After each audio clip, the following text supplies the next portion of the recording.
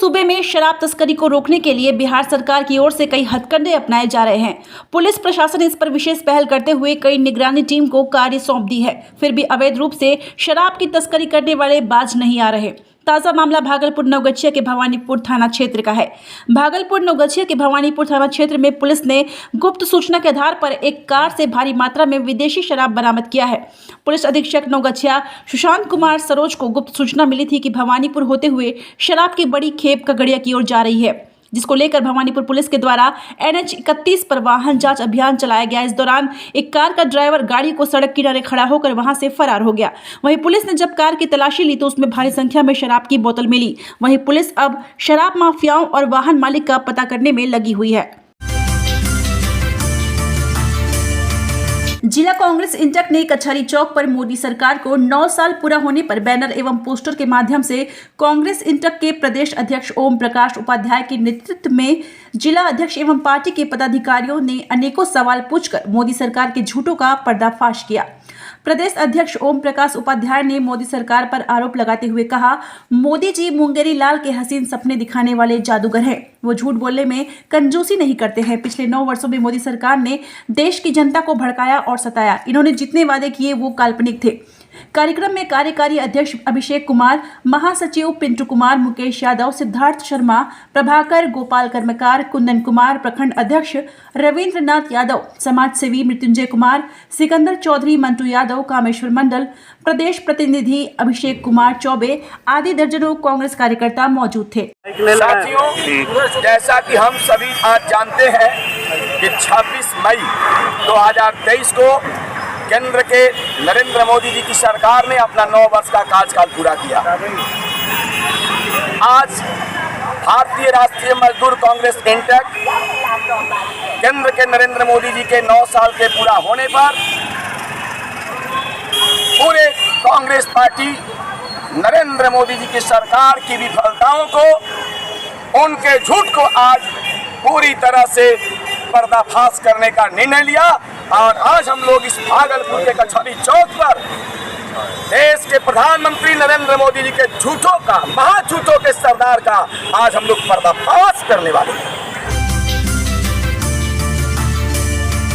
भारत के प्रथम प्रधानमंत्री पंडित जवाहरलाल नेहरू की आज 59वीं पुण्यतिथि है। इस अवसर पर आज भागलपुर विधायक सह बिहार कांग्रेस विधानसभा मंडल दल के नेता अजीत शर्मा के आवास स्थित कांग्रेस के कैंप कार्यालय में कार्यक्रम का आयोजन किया गया।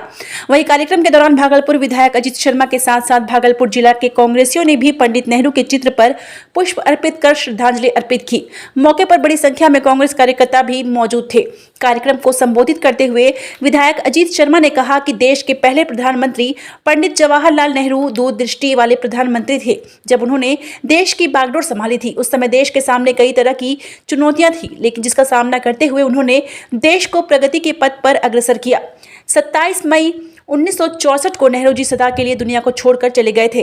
उनके योगदान को कभी भी भुलाया नहीं जा सकता है। साथ ही उन्होंने कहा कि वर्तमान सरकार को भी पंडित नेहरू के नक्शे कदम पर चलकर देश को एकजुट करने की जरूरत है, तभी देश विकसित और विकासशील बनेगा। कार्यक्रम के दौरान विधायक अजीत शर्मा के अलावा अभय आनंद, विपिन बिहारी, सोहिन अंसारी, ई रवि, कोमल सृष्टि के अलावा कई कांग्रेस के कार्यकर्ता मौजूद थे। और उनकी आज 59th उनकी पुण्यतिथि के अवसर पर हम लोग सभी कांग्रेस जन उनको पुष्पांजलि अर्पित करके उनको याद किया है। और आपको बता दें, भारतवर्ष को आज़ाद कराने से लेके जो भी इंडस्ट्री का डेवलपमेंट हुआ, जो देश आगे बढ़ा, सब उनके चलते हुआ।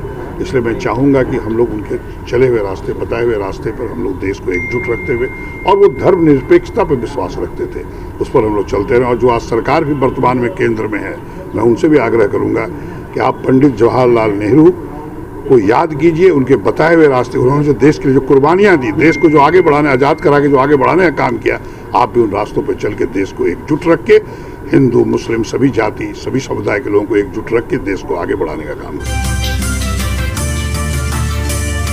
शनिवार को 1 बजे दुर्गा स्थान में भाजपा जगदीशपुर मंडल की बैठक मंडल अध्यक्ष वैद्यनाथ मंडल की अध्यक्षता में की गई। मुख्य अतिथि नाथनगर विधानसभा प्रभारी माननीय कन्हाई मंडल जी, जिला मंत्री सह जगदीशपुर मंडल प्रभारी मनीष दास जी, पंचायती राज प्रकोष्ठ के जिला संयोजक सह निर्वतमान मंडल अध्यक्ष नरेंद्र कुमार झा की मौजूदगी में हुआ एवं सभी नवनियुक्त मंडल पदाधिकारियों को मनोनयन पत्र एवं अंग वस्त्र से सम्मानित किया। आगामी 30 मई से 30 जून तक चलने वाले कार्यक्रम माननीय प्रधानमंत्री जी के कार्यकाल की उपलब्धियां 9 साल बेमिसाल पर विशेष रूप से सफल बनाने के लिए कार्य योजना 7 जून 8 जून को मंडल के वरिष्ठ कार्यकर्ताओं के साथ भोजन, 12 जून को संयुक्त मोर्चा के कार्यक्रम लाभार्थी सम्मेलन, 21 जून को योग दिवस एवं 23 जून को श्यामा प्रसाद मुखर्जी की पुण्यतिथि को बलिदान दिवस के रूप में हर बूथ पर मनाने का रूपरेखा तय किया गया। भागलपुर में महिला एवं बाल विकास निगम के द्वारा माहवारी दिवस के अवसर पर महिलाओं एवं बच्चों में इसको लेकर जागरूकता लाने को लेकर शहर के घंटाघर चौक से DRDA भवन तक रैली निकालकर की गई, जिसमें महिला एवं बाल विकास विभाग के कर्मियों के साथ साथ शहर के विभिन्न स्कूलों की बच्चियों ने रैली में हिस्सा लिया और महिलाओं को साफ सुथरा रहने को लेकर अपील की गई। इस दौरान बच्चियों में माहवारी को लेकर कम जानकारी होने को लेकर होने वाली बीमारियों को लेकर कई जानकारियां दी गई। रैली के दौरान ICDS की ओर से बताया गया कि महिलाओं में माहवारी के दौरान किस तरह से साफ सुथरा महिलाओं एवं बच्चियों को रहना है, इसकी जानकारी दी गई। माहवारी स्वच्छता पर एक रैली निकाला जा रहा है ताकि बच्चों महिलाओं में इसके प्रति जागरूकता हो, क्यों स्वच्छ रहना है, कैसे रहना है, ये इसके लिए ये निकाला जा रहा है। उद्देश्य क्या है? साफ सफाई, जिसके कारण क्या समस्या है, नहीं है, क्यों सफाई में रहना चाहिए, बहुत सब समस्या होता है जो बच्चे लोग खुल के नहीं बताते हैं सभी के सामने। और ये तो इसको ये करने के लिए हम लोग ये रैली को ये करें ताकि लोग जागरूक हो, इसमें बेझिझक होकर लोग बात करें इसके बारे में, से शर्माए नहीं कि ये क्यों है क्या है। नवगछिया के बाल भारती विद्यालय परिसर में 5 दिवसीय समर कैंप का भव्य आयोजन किया गया, जिसमें 225 बच्चों ने हिस्सा लिया। कार्यक्रम के दौरान बच्चों ने राइफल चलाना, फायर फ्री कुकिंग करना, जुबा और एरोबिक डांस सीखा। ट्रैक सिंगिंग में बच्चों ने एक से बढ़कर एक प्रस्तुति दी, साथ ही रंगीन कागज से कई तरह के क्राफ्ट वर्क को बनाना भी सीखा। वहीं नियमित योगा एवं कई तरह के खेल में भी बच्चों ने खूब मस्ती की। समर कैंप का मुख्य आकर्षण मॉडलिंग था। फैशन शो के तहत मॉडलिंग की भी जानकारी बच्चों ने ली। 5 दिनों के इस कार्यक्रम में प्रशिक्षक के तौर पर नृत्य संगीत प्रशिक्षक निभाष मोदी, मनोज महतो खेल प्रशिक्षक, विकास पांडे चित्रकला प्रशिक्षक, गुड्डू सिंह योगा प्रशिक्षक बच्चों को 5 दिनों में अपने अपने विषयों की कई जानकारियां दी। बच्चे इस 5 दिवसीय समर कैंप में खूब मस्ती करते दिखे। कार्यक्रम को सफल बनाने में विद्यालय के प्राचार्य नवनीत सिंह, प्रशासक देव प्रसाद सिंह, कौशल किशोर जायसवाल, निखिल चिटानिया, पूनम मावंडिया, वागिस झा, ममता सिंह, प्रज्ञा गुप्ता, अंकिता रमन, नितेश झा ने अपना अहम योगदान दिया। उसको बीच से हाफ कट कर रहे हैं बर्गर वाला ब्रेड को। उसके बाद उसमें हम लोग अनियन सॉस लगा के अनियन और कुकम्बर डाल रहे हैं। उसके बाद हम लोग उसमें कटलेट डाल के उस ऊपर से चीज़ और टमाटोज डाल के ऊपर पिज़्ज़ा सॉस लगा के उसको दे रहे हैं। कई ग्रुप है, क्या लगता है जीत जाओगी? हाँ जरूर। भागलपुर जिला शतरंज संघ की ओर से 2 दिवसीय जिला स्तरीय शतरंज प्रतियोगिता का आयोजन खेल भवन सैंडिस कंपाउंड में आयोजित किया गया। यह कार्यक्रम 2 दिवसीय है जो 27 मई से 28 मई तक चलेगा। कार्यक्रम का आयोजन भागलपुर जिला शतरंज एसोसिएशन की ओर से किया जा रहा है।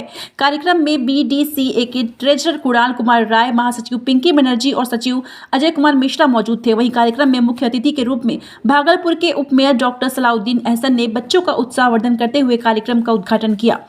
जिला स्तरीय शतरंज प्रतियोगिता के दौरान तकरीबन शतरंज के 200 बच्चों से अधिक खिलाड़ियों ने इस प्रतियोगिता में भाग लिया। वहीं प्रतियोगिता 3 समूह में किया जा रहा है, जिसके अंडर 13, अंडर 19 और ओपन ग्रुप बनाया गया है। वहीं कार्यक्रम में आए खेल पदाधिकारी जयप्रकाश कुमार ने बताया कि भागलपुर में शतरंज प्रतियोगिता के लिए सरकार कई अहम कदम उठा रही है, जिससे यहाँ के खिलाड़ियों को काफी फायदा मिलेगा। वहीं मुख्य अतिथि के रूप में कार्यक्रम में पहुंचे भागलपुर के रूप में डॉक्टर सलाउद्दीन हसन ने खिलाड़ियों को संबोधित करते हुए कहा कि आप अपने खेल पर फोकस करें, निश्चित रूप से आप अपना और अपने देश का नाम रोशन करेंगे। जी, शतरंज जो प्रतियोगिता का आयोजन आज इस शहर में हुआ, आज मुझे भी इस खेल भवन को देखने का पहला अवसर प्राप्त हुआ और हमें जो खेल पदाधिकारी इन्होंने बताया कि इंडोर जितने भी गेम हैं वो यहाँ आयोजन होंगे। लड़के प्रैक्टिस के लिए भी आ सकते हैं, एक्सरसाइज के लिए भी जगह है, तो हमें बेहद खुशी हुई। इससे पूर्व में मुझे कोई जानकारी यहाँ की नहीं थी। हम इन्हें दिल से धन्यवाद देते हैं, मुबारकबाद देते हैं कि एक ऐसा भागलपुर शहर में एक ऐसा भवन बन के तैयार है जहाँ खिलाड़ियों को खेलने के लिए कोई दिक्कत नहीं होगी, प्रैक्टिस करने के लिए कोई दिक्कत नहीं होगी। और इस भवन से हम समझते हैं कि भागलपुर के नौजवान लड़के लड़कियां आगे बढ़ेंगे। कड़ी सुरक्षा व्यवस्था के बीच भागलपुर के सुल्तानगंज प्रखंड के कुमेठा पंचायत का मतगणना कार्य सुल्तानगंज प्रखंड कार्यालय में संपन्न हुआ। 2022 में तत्कालीन मुखिया अनीता देवी की हत्या के बाद हुए मुखिया उपचुनाव में स्वर्गीय अनीता देवी की पुत्री पायल शर्मा ने मुखिया पद पर कब्जा जमाया। पायल शर्मा ने महज 21 वर्ष 6 महीने की उम्र में मुखिया पद पर कब्जा जमाया है, जिसे बिहार की सबसे कम उम्र की मुखिया बताया जा रहा है।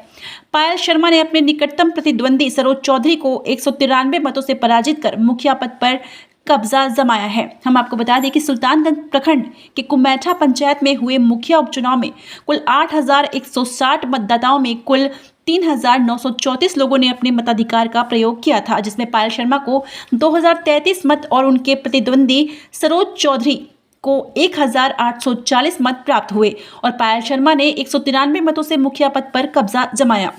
घर की सबसे कम उम्र की मुखिया बनी पायल शर्मा अपनी जीत पर काफी उत्साहित दिखी और उन्होंने अपने पंचायत का सर्वांगीण विकास करने की बात करते हुए कहा कि जो सपना उनकी मां ने अपने पंचायत के विकास को लेकर देखा था वह उसे आगे बढ़ाएगी और अपने पंचायत को बिहार का सबसे विकसित पंचायत बनाएगी। हम अपने पंचायत को शिक्षित पंचायत बनाएंगे, अच्छे से विकास करेंगे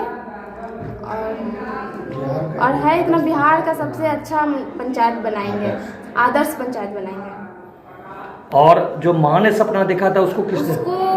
उसको मम्मी का जो सपना है उसको उसी तरीके से पूरा करेंगे। अब वो मम्मी का सपना जो है वो मेरा सपना बन चुका है, अब उसको हम अपने तरह पूरा करेंगे। जनता का विश्वास कैसे जीतोगे?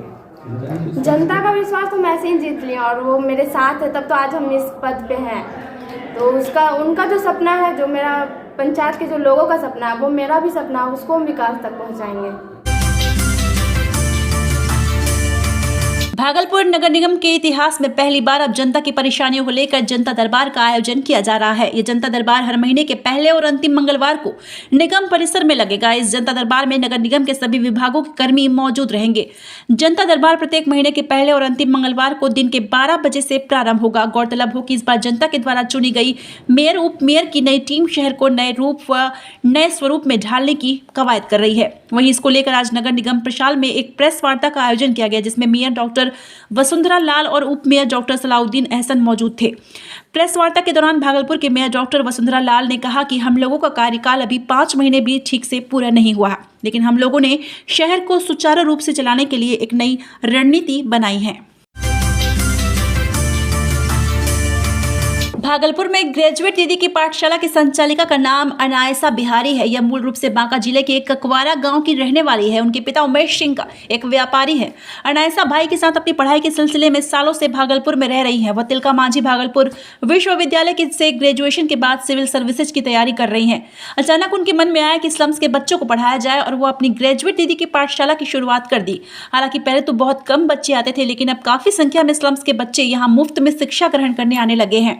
जहां लड़कियां स्कूल का मुंह तक नहीं देखी थी, आज वह ग्रेजुएट दीदी की पाठशाला में पढ़ाई करती नजर आ रही है। इस तरह से स्लम बस्ती में अनायसा बिहारी की चर्चा चारों ओर होने लगी है। अब परिजन अपने बच्चों को समय से ग्रेजुएट दीदी की पाठशाला में पढ़ने के लिए अपने बच्चों को बेझिझक भेज रहे हैं।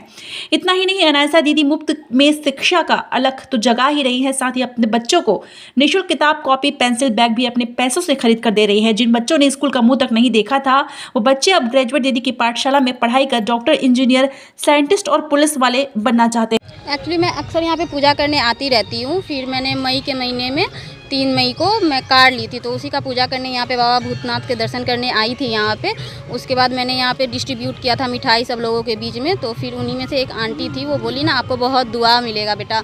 तो मैं सोची कि अगर एक मिठाई बांटने से इतना दुआ मिल सकता है तो क्यों ना इन लोग के लिए कुछ सच में ऐसा करूँ कि मुझे सच में दुआ मिले और कुछ इफ़ेक्टिव भी हो इन लोग के लिए भी, इन लोग के फ्यूचर के लिए भी कुछ अच्छा हो। उसके बाद मैं 2-3 दिन बाद मैं आई, इन लोग से बात की। फिर इन लोग से पता चला कि इन लोग को स्कूल में एडमिशन भी नहीं मिलता है, छोटे कास्ट की वजह से इशू है। इन लोग को बोलते हैं नहीं देंगे एडमिशन, तुम लोग को जाओ यहाँ से। उसके बाद फिर फाइनेंशियल कंडीशन भी इन लोग का अच्छा नहीं है, पेरेंट्स का भी, इस वजह से इन लोग को पढ़ाई का सोर्स कुछ मिल नहीं पाता है अच्छा सा।